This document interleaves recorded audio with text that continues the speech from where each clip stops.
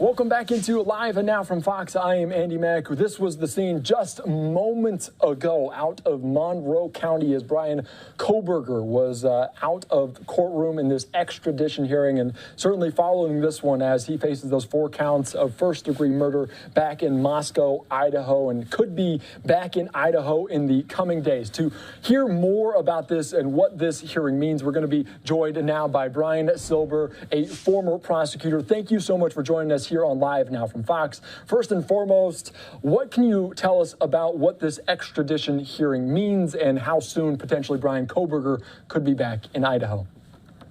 So the extradition hearing really does not have much to do with the substance of the case.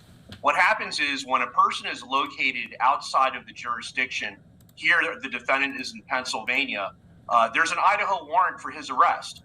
So Pennsylvania took him into custody, but he needs to be extradited from one jurisdiction to another. As everything in our legal system, a person has the right to challenge, a person has the right to ask questions. So the purpose of the hearing is to give the defendant the opportunity, if he so chose, to challenge extradition. Typically, that's a non-go. Not much is going to happen. It's very infrequent to find a poor extradition. But in this case, when it comes to homicide, especially a homicide of this type, I feel like he probably should have challenged it, just because the approach is always attack, attack, attack when you're the defendant in such a case. One of the big questions we have here is, why was this particular person arrested? So far law enforcement has been very quiet about the basis for this arrest. And I feel that if I was representing this individual, I would not miss any opportunity to be asking questions. I don't believe in taking things at face value. He's being given this chance, and he should capitalize on it to make sure that there is justice being done here. But at the end of the day, it is about whether or not it is a valid warrant. It appears to be, and I feel that's why he probably waived any challenge. And when you waive a challenge like this, potentially that's what we've heard from his lawyer, that he potentially will waive this extradition and be back in Idaho. How quickly does that transpire, and how maybe quickly will he be in a courtroom in Idaho if he does plan to waive this extradition? So this is not a normal case. This is a very high-profile case with a lot of victims and a lot of victims' family. It's a case that has national attention. They're going to transport him quickly. Under normal circumstances, it can take time. They say the jail bus is the slowest bus in town. And unfortunately, when a person has to get transported from one side of the country to the other, it can take a bit of time. But given the high-profile nature of this case, I expect him to be in Idaho rather quickly. And we heard not a ton of details from the police there in Idaho. As a former prosecutor, what does that tell you? Because obviously state laws differ from state to state, but in Idaho, you mentioned the fact that there hasn't been a ton of details. How soon will those be revealed, and how maybe soon will all the defendant for Brian Kohberger know this as well? This is a major issue with this case. We have 4 victims that were stabbed and cut to death.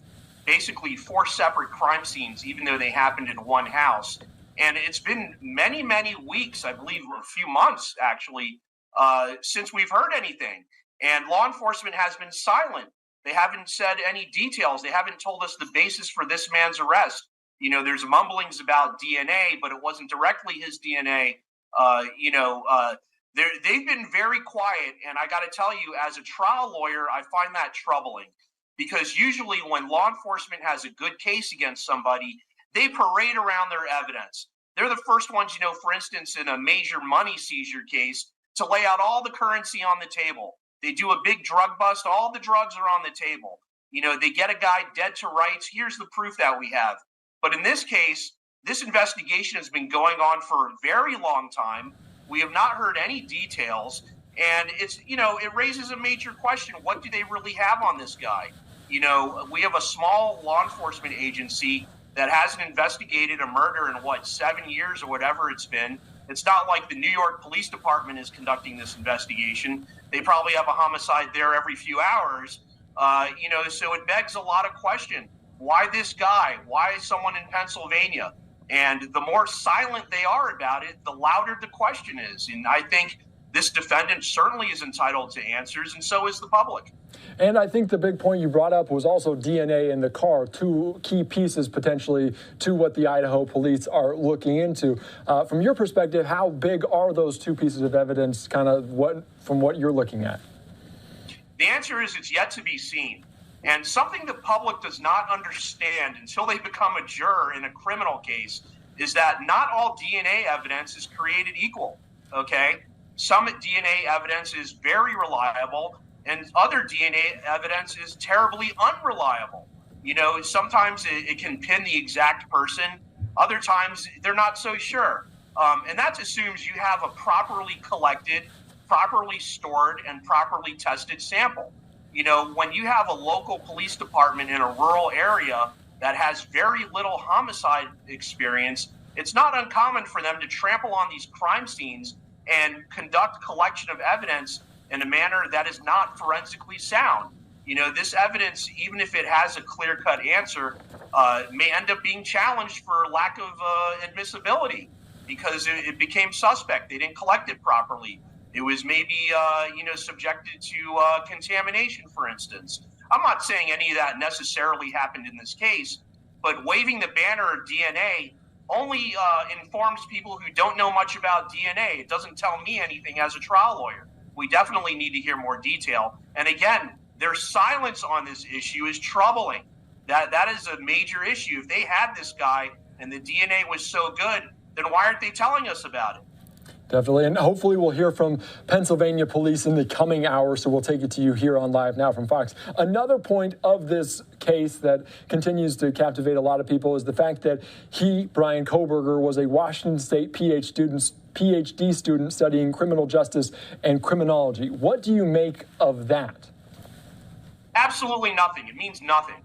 You know, of course, when law enforcement builds a case against somebody, there's always going to be the element of character assassination. And typically when someone comes from a legal background, especially a criminal background, they always want to say, oh, he knows what he's doing. He knows the law. He knows this. He knows that. The truth is he's a kid in school. He doesn't know anything. I don't care what he's studying. And unless they got more and some kind of context to put it in, so far it means nothing. Now, what it will mean in the end, that's yet to be seen. It could have value. You know, maybe there is something to it. But at this juncture, we shouldn't hang our hat on something so distant. You know, I want to see much harder, clear evidence than something like that. A lot of questions still unanswered in this case that dates back to November 13th. Thank you again, former prosecutor here joining us on Live Now from Fox, Brian Silber. We appreciate your time. Any parting thoughts you want to leave with our audience about this case? Keep your mind open. The man is innocent until proven guilty. And remember this, a conviction is only good if they get the right guy. And if the evidence isn't there, that means that the real person or people who are involved in this could still be out there. It's not about walking someone, as they say. It's about getting a good conviction and a right conviction. All right. Thank you so much for joining us here on Live Now from Fox. That was some great perspective as we're still following this case very intently here on Live Now from Fox. We appreciate it. Thank you. Happy New Year. Thank you. You as well.